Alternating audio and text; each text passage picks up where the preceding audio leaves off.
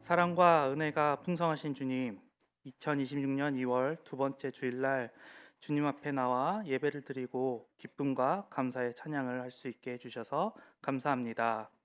연초부터 바쁜 일정에 해야 될 일이 많음에 마음이 분주합니다. 여전한 재정의 부담에 대한 두려움 가운데 하루를 보냈습니다. 그럼에도 주님, 하루하루 할 일을 주심에 감사합니다. 재정에 부담이 있지만 굶지 않고 가족들과 새 끼를 챙겨 먹을 수 있게 해주심에 감사합니다.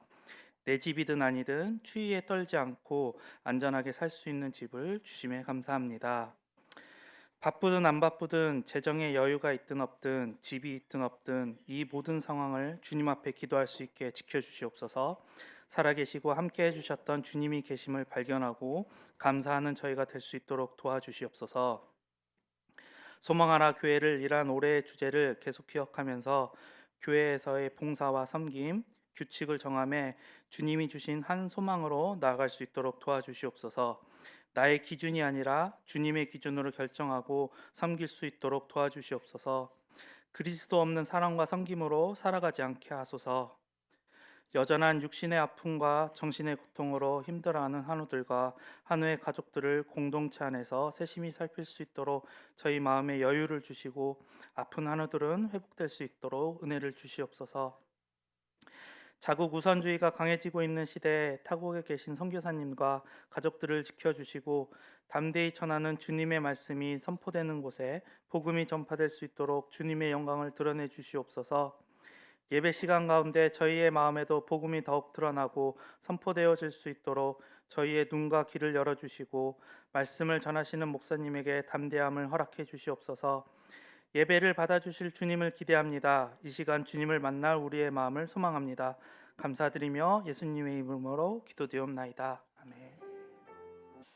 예, 이렇게 새 가족들을 통하여서 다시 한번 저희들에게 성도의 기쁨을 누리게 하시고 교회되는 기쁨을 누리게 해주신 것을 인하여 감사를 드립니다. 저희 교회는 양적인 성장 이런 말을 잘 하지 않는 교회예요.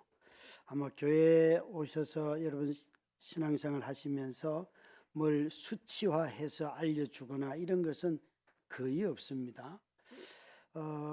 그래서 이 교회 성장을 양적 성장 이런 말을 잘 하지 않는 여러 이유가 있겠지만 각자 경험하면서 이전 교회들에서 제자 훈련이라고 하는 미명하에 아주 때로는 강제적이고 강압적으로 하는, 그래서 그 과정은 마쳤는데 사람은 변하지 않는 그런 걸 보기도 했을 거고요.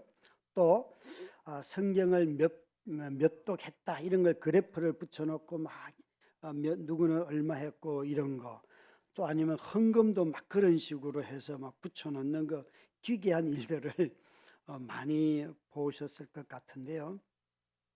이렇게 뭐든지 수치화를 해가지고 경쟁을 부추긴다든지 하는 것을 보면서 야, 저거는 아니지 않을까 이런 생각들을 많이 하고 하신 분들이 많습니다.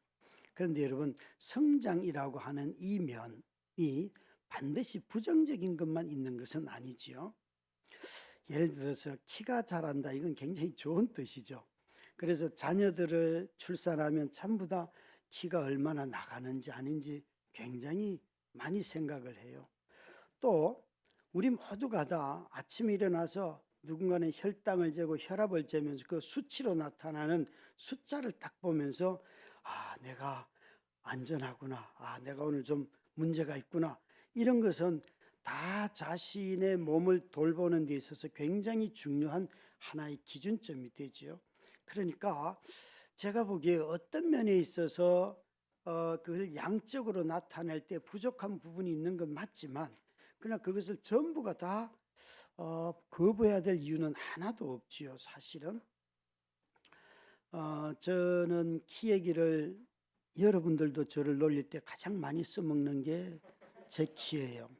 그래서 청년들 중에 키 큰 자매들이 옆에 와서 가지고 제 어깨에 손을 얹으면서 목사님 이렇게 째려보는 그런 자매로부터 시작해서 뭐 각양 모양의 저의 키를 가지고 놀리는데, 이제는 뭐 여러분도 놀리면서 별로 목사님이 상처받지 않는다는 거 잘 알고 있어요. 그런데 만약 목사인 제가 키는 안 자라는 건 다 동의가 되는데 마음이 안 자라면 여러분들은 상처를 입을까요? 안 입을까요? 아마 심각하게 많이 입지 않겠습니까? 또 제가 자라도 저의 미숙함은 여전히 있기 때문에 상처를 주는 건 맞는데 우리 모두가 다 물리적으로 이렇게 자라는 것은 제한이 있다는 것을 알지만 그러나 적어도 키가 성장하는 건 멈추는 것은 지극히 자연스럽게 받아들이지만 그러나 속 사람 마음이 자라는 것을 멈춘다면 그것은 누구도 받아들이지 않지요. 우리가 죽을 때까지 마음은 자라야 하는 것 아니겠습니까? 그래서 마음이 자라지 않는 사람들을 어른들을 두고 꼰대라고 하는 거예요. 옛날 유교 사변 때 이야기, 20년 전에 교회 헌신했던 이야기, 뭘 얘기를 하면 그 얘기로 너무 많아요. 제가 아마 여러분 기억하실지 모르지만 지금은 저희 교회 안 다니시고 그분이 목사가 되어 있는데 저희 교회 오셔가지고 재직기 할 때마다 제 기억에 한 서너 번을 자기가 이전 교회에서 건축 헌금 2천만 원을 했다는 거예요. 그 얘기를 계속 하면서 뭐라고 말을 하길래 제가 한 세 번째쯤 들었을 때 집사님 나는 2천만 원을 받은 적이 없는데 왜 자꾸 이 교회에서 얘기를 하세요? 저 교회 가서 하세요. 이 교회에서 하실 거면 여기서 2천만 원을 내고 하시면 제가 인정을 할게요. 그랬다고요. 그러니까 뭔가 하면 우리 교회는 그런 거 자랑하는 사람이 거의 없어요. 뭐 헌금을 내가 얼마 했는지 이런 얘기 하지 않잖아요, 우리가. 예. 그러니까 이게 여러분 수치가 건강 상태를 파악하는 기준으로 삼으면 좋은 것이고 또 어떤 자신의 재정 규모를 파악하는 것을 삼으면 내가 어떻게 살고 있는가 이런 걸 파악하는 좋은 수단이 되잖아요. 그렇게 긍정적으로 쓰일 수 있단 말이에요. 그렇지만 그것으로 항상 성장을 나타낼 이유는 없잖아요. 또 마음이라고 하는 것은 수치로 나타내기가 굉장히 어렵지 않습니까? 마음을 다하여서 사랑하라 이런 것은 수치로 나타낼 수 있는 방법이 없어요. 그러니까 양적으로 나타나는 수치든지 또 질적으로 마음에서 나타나는 이런 성장, 성숙이든지 간에 이것은 우리가 성숙이라고 하는 과정의 두 면이지 한쪽은 잘못됐고 한쪽은 버려야 되고 한쪽은 좋은 것이다 이렇게 볼 수 없다는 것이에요. 만약에 여러분 이렇게 질적으로 성숙하는 것을 귀하게 여긴다면 여러분들이 지금까지 이 다드림교회에서 신앙생활 하면서 자신의 마음이 정말 얼마나 자랐는지 판단하실 수 있겠습니까? 오히려 이전에 10년 전에 자랐던 모습하고 똑같은 것을 유지하는 것도 사실 쉬운 일은 아니지만 그러나 질적으로 나는 성숙할 거야. 그것이 더 중요해라고 양적인 성장을 강조하는 사람들을 보면서 비판했다면 반대로 내 자신은 질적으로 얼마나 성숙했을까라고 묻는다면 자신을 어떻게 판단하실 수 있겠습니까? 제가 만약에 일주일 내내 7일 동안 묵상을 했습니까? 물으면 목사님 참 율법적이야 이렇게 말합니다. 그런데 만약에 묵상을 한 번이라도 진심으로 했습니까? 그러면 그래도 웬만큼은 좀 대답하실 분들이 계실 것 같아요. 한 번쯤은 이때 물을 때는요 강조점이 어디 있는가 하면 진심으로 있지 않고 한 번쯤에 있어요. 다 자기의 편한 대로 생각하거든요. 이거 헌금은 액수보다도 마음의 정성이 중요합니다. 그러면요 벌써 자기가 드린 헌금의 액수를 생각한다니까요. 내가 적더라도 정성을 다했는가 그걸 생각하는 게 아니에요. 보면 참 우리의 마음은 희한하게 반응을 하는 것 같습니다. 만약 우리가 진심으로 내가 하나님을 사랑하는 것이 부모로서 맞다면 우리가 적어도 우리 자녀들만큼은 자연스럽게 하나님을 잘 믿을 거야. 이렇게 연결이 돼야지 되잖아요. 근데 우리가 살아보면 내가 진심으로 예수를 믿고 따라도 그렇게 사랑으로 대하고 섬기고 기도하고 해도 자녀들 중에 자라면서 믿음을 떠나는 애들이 얼마나 많습니까? 이거 여러분 다 마음대로 판단할 수 있는 게 아니에요. 그러니까 수치로 판단하는 양적으로 나타나든지 내면적으로 질적으로 판단하든지 간에 이거 굉장히 어려운 문제고요. 함부로 말할 수 있는 게 아니지요. 오히려 바울 사도는 이런 양적인 성장이냐 질적인 성숙이냐 이런 눈으로 보지 않고 그것이 무엇이든지 간에 어떻게 성장하는가, 성장의 원리를 우리에게 가르쳐 주고 있습니다. 그는 수량화하지는 않지만 어떻게 성도들이 성숙하게 되는가, 또 성숙한 성도들이 모여있는 공동체가 어떻게 자라가는가 하는 것을 우리에게 가르쳐 주고 있는데요. 조금 전에 읽었던 15절 16절 다시 한번 보시기 바랍니다. 함께 읽습니다. 오직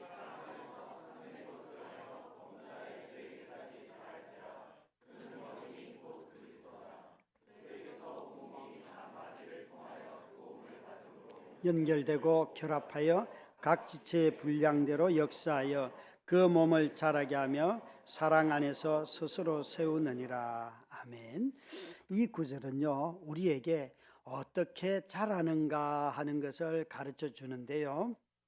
여기에 그리스도 안에서 오직 그분의 사랑 안에서 참된 것을 하여, 또 그리스도 안에서 서로 온몸이 연합하여, 그러니까 이 성장은, 성숙과 성장이 어떻게 일어나는가 하면 그리스도와 연합하고 성도와 연합하여 일어난다. 이것이 이 구절의 핵심이에요.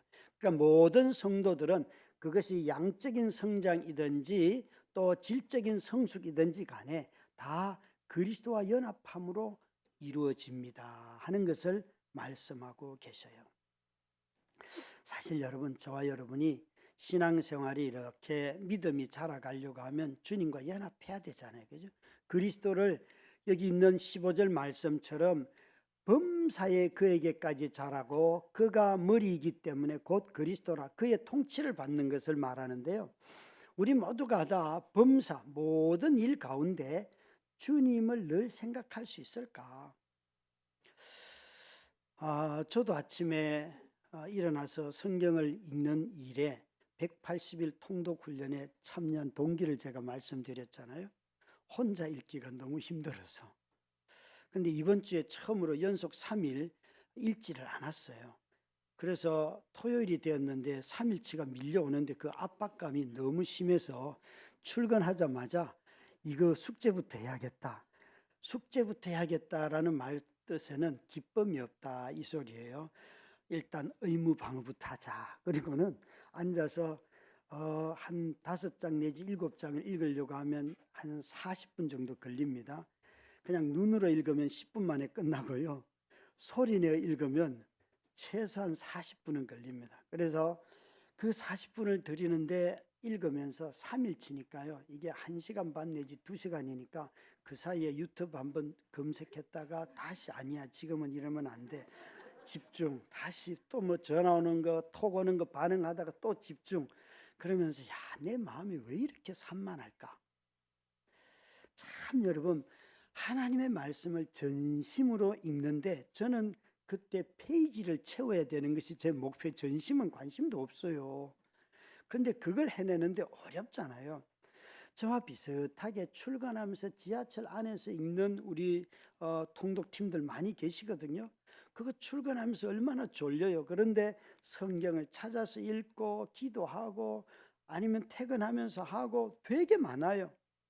그러니까 이 모든 것이 다 우리 자신이 주님과 연합하려고 애를 쓰는 거잖아요. 여러분, 결코 쉬운 것이 아닙니다. 목회를 하면서 알게 된 아주 중요한 것 하나가, 목사인 제가 설교가 잘한다 못한다 아무 상관이 없고요. 그런 평가는 크게 두려움의 대상이 되지 않아요. 무엇만 있으면 내가 주님과만 잘 연합해 있잖아요. 그러면 내가 잘했다고 우쭐대지 않고요. 못했다고 누가 말한다고 해서 겁나지 않아요. 그런데요, 내 마음의 상태가 주님과 연합하지 않았잖아요. 누가 말하지 않아도요. 얼마나 도망가고 싶다고요. 설교를 좀 잘했으면 좋겠는데 누가 말하지 않아도요. 말하지 않아도. 근데 이런 사람들이 있어요. 목사님, 다음 주 잘하세요. 그러면서 씩 웃으면서 가요.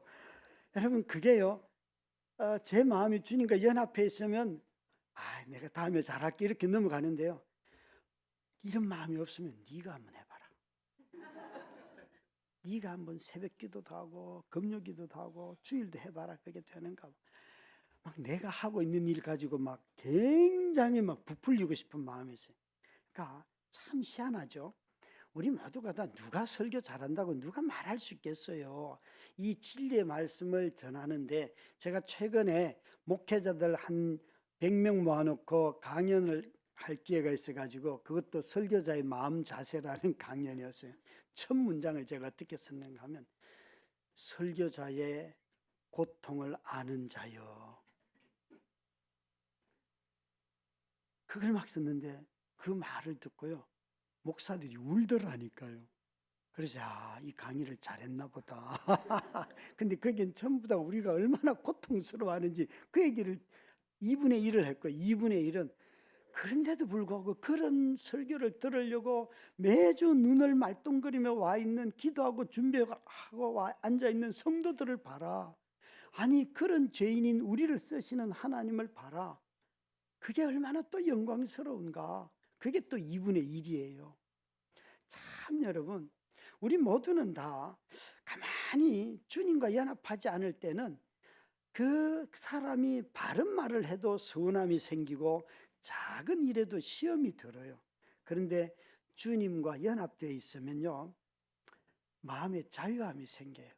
인정하기도 빠르기도 하고 또 용서를 구하게 되면 용서를 구하고 이런 일들이 일어나는 것이죠. 혹시 여러분 봉사하시는 분들, 교회에 많은 일을 하시는 분들, 교회 일하러 오시는 분 안 계시죠? 일하러 오신다는 것은 여기 들어오자마자 자기가 할 일을 계속 찾고 있어요. 또 할 일 해놓고 누가 이걸 어떻게 보는가, 저 일을 어떻게 할까, 막 계속 거기만 주목해서, 그리고 그 일이 잘 안 되면 막 화를 내요. 아니 내가 좀 도와달라는데 왜 안 도와줄까, 막 이런 거 있잖아요. 그건 주님과 연합하지 않고 자꾸 일하고 연합할 때 그래요. 일하고 연합할 때 먼저 주님과 연합할 때 우리 자신이 잘하는 거예요. 우리 자신이. 그런데 바울은 주님과 연합만 얘기하지 않고 16절에는 각 마디를 통하여 도움을 받음으로 연결되고 라고 했습니다. 잘하려고 하면 사람과 성도와 연합해야 되는데 여기에 먼저는 도움을 받음으로. 여러분, 성도는요 절대 자수성가가 없어요.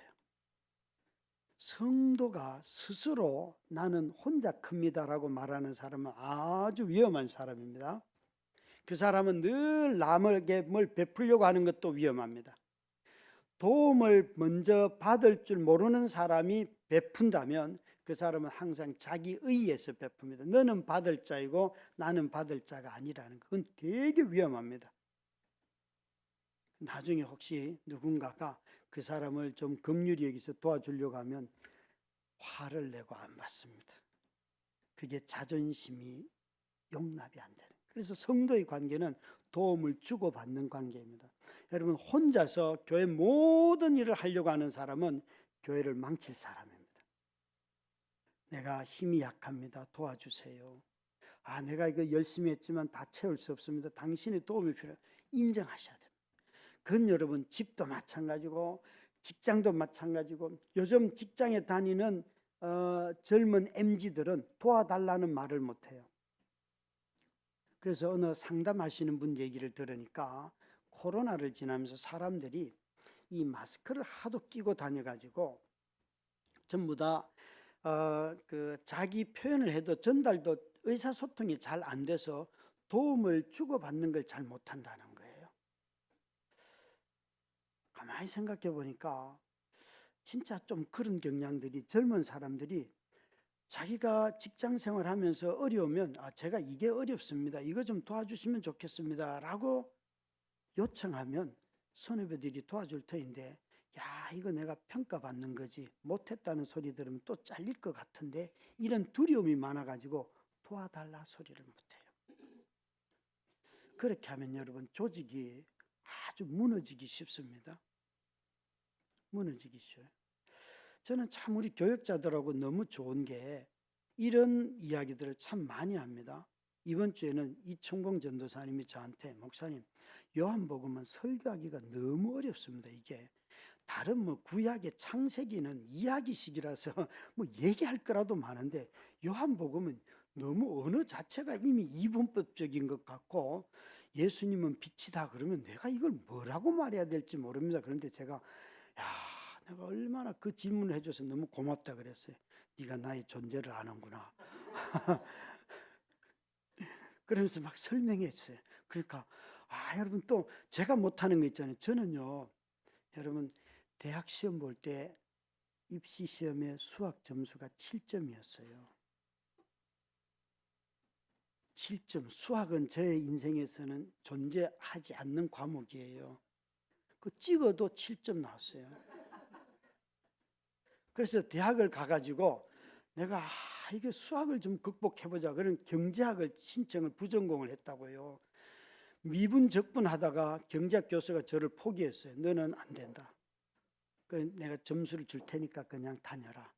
해가지고 저 부전공 경제학 했다니까요, 여러분. 그 경제학 하려면 미분적분 해야 돼요. 그래서 수학하고 저는 거리가 아주 멀어요. 근데 우리 박철아 목사님 수학과예요. 얼마나 정확합니까, 여러분? 얼마나 정확합니까? 참 하나님이 이런 공동체에 저를 붙여주신 게 너무너무 감사해요. 모든 걸 다 잘하는 유능한 사람은 아무도 없습니다. 그 사람 옆에서 돕는 사람들이 있어서 그가 유능하게 보일 뿐이에요. 이걸 잊어버리면 안 돼요. 자기 스스로 유능하다고 생각하는 사람요, 가만히 보면 주변의 도움을 엄청나게 많이 받는 사람이에요. 바울 사도는 여기에 너희가 성도들과 서로 도움을 주고받도록 연합해야 한다. 그래야지만 너희 자신도 잘하고 몸도 잘한다라고 말씀하세요. 오늘 우리 찬양팀은 한 4년 전에 그때 찬양 담당하는 부장 장로님과 또 우리 작년까지 찬양팀 담당했던 우리 권사님에게 찬양팀이 주일날 10시에 와서 예배 준비를 1시간 하고 올라가는 것은 너무 부족해요. 토요일 날 와서 연습을 하고 찬양팀을 하면 예배를 섬겼으면 좋겠습니다. 그것 하나 바꿔주십시오라고 부탁을 드렸어요. 이분들이요 멀리서 오는 것 오고 가는 시간 다 더하고 와서 준비하고 연습하는 시간 함께 교제하는 시간 더하면요 제가 옆에서 가만히 보면 최소한 있잖아요 5시간에서 6시간이 소요되거든요. 일주일에 교회 오기 전에 5시간 내지 6시간을 이 준비를 하기 위해서 한다면 여러분 마음에 얼마나 많은 시간을 다른 것에 다른 일을 할 것을 줄여야 되잖아요. 그죠? 굉장한 에너지를 쏟기 때문에 이분들이 그 연습을 통하여서 화음이 맞고 높낮이가 맞고 서로 들어가고 나가고 이런 것들이 맞으면서 여러분 찬양 들을 때 은혜가 많잖아요. 참 우리가 이게 정말 얼마나 준비되어서 그 몸을 섬기려고 하기 때문에 여기 아무리 은사가 찬양하는 악기를 다루는 또 목소리가 좋은 사람이 있어도요 그 팀이 하나 되지 아니하면 은혜라는 게 없어요. 찬양은요 은사보다도 그 팀이 하나가 될 때 은혜가 있어요. 그래서 연습이 필요했던 거예요. 여러분 저는 이런 우리 찬양팀으로 인하여서 감사해요. 그들이 찬양 자체보다도 그들이 한 마음이 되었을 때 그들로부터 나오는 소리가 성도들에게 찬양을 통한 위로가 되는 거예요. 그래서 주님은 우리 자신들이 성장할 때에 주님과 연합하고 사람인 성도들과 연합함으로 말미암아 우리 자신들이 자란다는 것을 또 몸이 자란다는 것을 잘 가르쳐 주셨어요. 그런데 몸과 연합할 때 주님이 그러면 우리에게 무엇을 통하여서 연합케 하시는가 하면 은사를 통한 섬김으로 연합케 하십니다. 은사를 통한 섬김이에요. 7절부터 10절까지 말씀은 길지만 한번 읽도록 하겠습니다. 우리 각 사람에게 그리스도의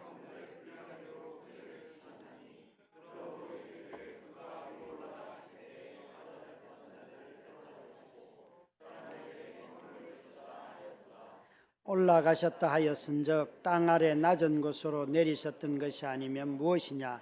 내리셨던 그가 곧 모든 하늘 위에 오르신 자니 이는 만물을 충만하게 하려 하심이라. 아멘.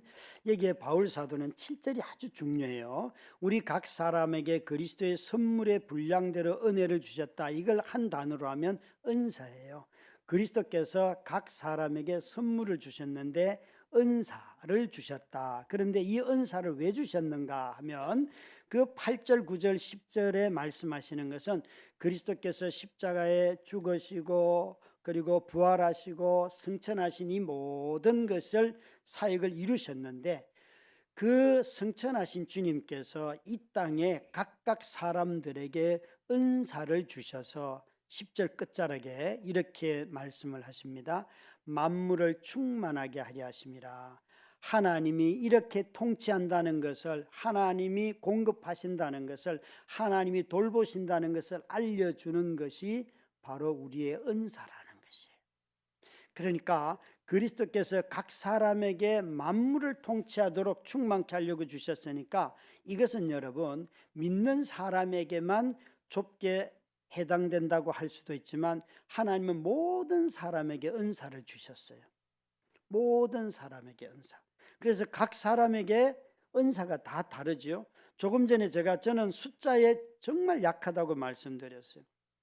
저는 군대 생활을 방위로 마쳤습니다. 방위. 그래서 예비군 중대본부에서 근무했는데 제 담당은 우리 전호연 장로님 같은 예비군 중대장 근무하시거든요. 우리 전호연 장로님이 이제 예비군들 훈련하면 훈련소에 가서 출석을 해가지고 출석부에 숫자 기입하면 그 군 부대에서 도장을 찍어주면 제가 이제 그 출석부 가져오는 게 제 일이에요. 근데 저는 제가 싫어하는 게 거짓말하고 이런 걸 싫어하는데 우리 중대장님이 제가 분명히 70명을 헤아렸는데 들어가면 사무실에 들어가면 75명이 출석했다는 거예요. 5명을 자기가 잡아가지고 뒷돈을 받고 그런 일을 그때는 아주 비일비재하게 했어요. 그런데 저는 항상 내 눈앞에 있는 숫자만 기록해서 가요. 그러면 군인한테 또 얻어 터지는 거예요. 이 새끼는 세상을 살 줄 모른다고. 그래서 아니 너는 대학 다니다 온 새끼가 숫자 더하기도 못하냐고. 너희 중대장이 5명을 더 잡았으면 여기 75명을 적어야지 왜 70명이냐. 그래 제 눈앞에 70명밖에 없던데요. 그러면 또 얻어 터지는 거예요. 그랬더니만 나중에 중대장이 이제 그 일을 안 시키더라고요. 여러분 대충 개기면 그 일을 안 할 수도 있습니다. 저는 그런 숫자에 진짜 약해요. 그것만이 아니에요. 그냥 기본적인 숫자가 저는 많이 틀려요.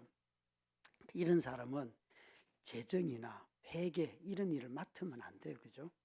근데 여러분 회계 재정 맡은 사람들 보면 얼마나 숫자에 민감하고 잘 찾아냅니까? 그 은사라서 그래요. 저 같은 사람은요. 수다 떠는 일을 맡겨주시면 최고예요. 돈 안 돼요. 제가 영업을 하면요. 저는 절대 돈 벌 수 없어요. 저는 있는 물건 다 가져가라고 하는 쪽이에요. 그러니까 이런 사람은요. 사람 마음 상하지도 않으면서 거래하는 사람들은 영업하셔야 돼요. 그거 진짜 잘하는 분들 계시거든요. 하나님은 온 세상에 다양한 은사들을 주셔서 오늘도 이 사회가 이렇게 풍요롭게 돌아가도록 만드시는 거거든요. 그래서 여러분 세상에서 이런 일 하는 사람을 함부로 대하시면 안 돼요. 아주 공무원들이 성실하게 일하고 직장에서 돈 번다고 그게 아니에요. 여러분 직장에 성실하게 일하는 사람들이 돈을 버는 거예요. 그래서 그들을 존중해야 돼요. 그런데 교회도 마찬가지예요. 하나님께서 내게 주신 은사는 선물이라는 무엇을 위해서? 교회를 위하여서. 여러분 마트에 가시면 카트가 있잖아요. 그 카트는 다 채우잖아요. 그죠? 근데 교회는요 자기를 채우는 데가 아니고 자기에게 주신 것을 나누는데, 주는데. 근데 꼭 교회 생활을 마트에 간 것처럼 행동을 하시는 거예요. 여러분, 자기에게 주신 그 선물을 자꾸 다른 사람들에게 나누어 주세요. 그것이 여러분, 어떤 사람은 1차적인 부르심이 세상일 수 있어요. 세상에 가서 많이 나누어 주세요. 그러나 기본적으로 성도는 다 교회로 부름을 받았기 때문에 교회에서 혼자서 많은 일을 하는 것이 아니라 정직하고 성실하게 꿋꿋하게 자기가 맡은 일들을 감당하는 것 적더라도 그 일을 하면서 나누어 주는 걸 말씀하시는 거예요. 그래서 우리 모두는 다 자신의 은사를 가지고 열등감을 가질 필요도 없고 우월감을 가질 필요도 없어요. 1부 예배 찬양 반주하는 우리 집사님이 2부 예배 찬양 반주 잡으면서 난 저렇게 못 쳐. 그런 거 말할 필요가 없어요. 1부 예배 때 찬양 반주할 분은 그분밖에 없어요. 2부 예배 때 찬양 반주할 분은 그분밖에 없어요. 여러분, 자기 자신에게 주신 그 하나님의 특별한 세우심이 거기 있는 거예요.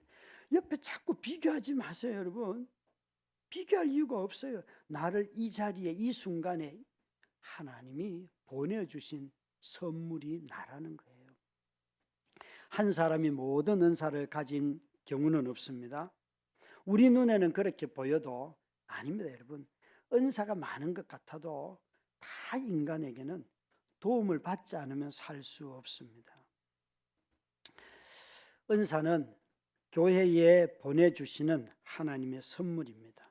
에베소 교회로 말한다면 11절부터 12절에 네 종류의 중요한 은사들이 있는데, 저기 보시면 사도로, 선지자로, 복음 전하는 자로, 목사와 교사로 세우셨으니 이는 이런 유의 사람들은 성도들을 온전하게 하며 봉사의 일을 하게 하며 그리스도의 몸을 세운다. 신약 성경에서 온전하다는 단어가 나오면 여러분 자꾸 완전해지는 걸 꿈꾸는데 그 뜻이 아니에요. 온전이라는 단어의 뜻은 하나님의 뜻이 이루어진다예요. 그러면 우리는 내 자신이 연약해도 하나님의 뜻이 이루어지죠, 그죠? 내 자신이 부족해도 하나님의 뜻이 이루어지도, 내 자신의 성품이 미숙해도 하나님의 뜻이 이루어지죠. 여러분, 우리 자신들은 자꾸 내가 미숙하지 않는 것을 절대화하려고 한다든지 그렇게 하다 보니까 늘 자기를 정죄하는 거예요. 저 직책을 가진 사도들이나 선지자나 복음 전하는 자나 목사나 교사, 저 사도들은 논쟁이 있지만 저는 개인적으로 사도는 12사도와 예수님이 세우신 그 이후에 부활승천하시고 난 뒤에 세움받은 그 사도들 외에는 끝났다 생각이, 저 직분은 더 이상 이어지지 않아요. 그렇지만 저게 목사가 나오니까 성경에 여러분 신약 성경에 목사가 단 한 번 언급되는 직책이거든요. 이 에베소서 1장 4장 11절에 단 한 번 언급되는 직분이에요. 그러니까 다른 직분들은 여러 번 언급되는데 목사는 단 한 번밖에 언급되지 않아요. 물론 언급되는 횟수를 가지고 중요성을 따지지는 않지만, 그러나 이 직책이 목적은 뭔가 하면 성도들에게 하나님의 뜻이 이루어지도록 그들을 세워가는 것, 그들이 잘 자라도록 돕는 거라는 것이에요. 이번 청소년 캠프가 겨울 캠프가 마쳤는데 너무 감사해요. 이 청소년부로 올라간 올해 중학교 1학년들이 숫자가 꽤나 되잖아요. 이 아이들이 초등부에서부터 그게 졸업여행을 통해서든지 초등부 활동을 통해서든지 자기들끼리 일종의 약간 팀워크가 만들어져 있더라고요. 그러니까 청소년부에 올라가서 다시 이제 다른 청소년들하고 교제하기 시작하니까 아이들이 더 빨리 적응하고 있다는 것을 그 프로그램을 통해서 알겠더라고요. 이 프로그램 만드는데 교사들의 헌신과 우리 집사님들 또 여러분들이 헌신을 해주셨어요. 제가 봤던 한 장면은 올라가니까 남자 여자들 이렇게 편을 나누어서 돼지 싸움이라는 거 혹시 아세요, 여러분? 발목을 잡고 엉덩이로 기어가면서 상대방을 발끝으로 넘어뜨리는 거. 자기 발목을 잡고 이렇게 가야 되니까 얼마나 힘듭니까, 그죠? 그런데 가만히 보니까 남자아이들은요, 팀워크이고 뭐고 아무것도 없어요. 그냥 직진. 자기가 목표를 정해놓고 한 여학생을 딱 정해놓고 가는데 그러다가 돌진해요. 그런데 여자아이들은 가만히 보니까 벽에 가만히 붙어 있고 자기들끼리 뭐 막 회의를 해가지고 흩어지지 않아요. 그러고 있다가 누가 오면 하나 넘어뜨리고 딱 하니까 백전백패, 백전백승, 여자들이 다 이겨. 그래가지고 그 중에 한 아이, 우리 박청윤 집사님의 딸하고 우리 강영석 장로님하고 둘이 마지막에 한번 붙게 되었어요. 제가 왜 강 장로님이 아주 교만한 마음으로 내가 너를 못 이기겠냐. 그리고 딱 했는데 이 아이는요, 태권도를 배운 지 오랜 시간이에요. 아마 단으로 하면 한 3단쯤 되는데 우리는 아무도 그걸 몰랐어요. 장로님 오자마자 4단. 장로님 오자마자 발끝으로 딱 쳤는데 그냥 그대로 뒹굴어요. 그거 보면서 와, 여자아이들이 팀워크를 이루어서 남자아이들 다 이기고요. 와, 자신감이 충만한 걸 이렇게 봤어요. 교회가 그런 데구나. 교회가 저런 데다. 그게 보이고요.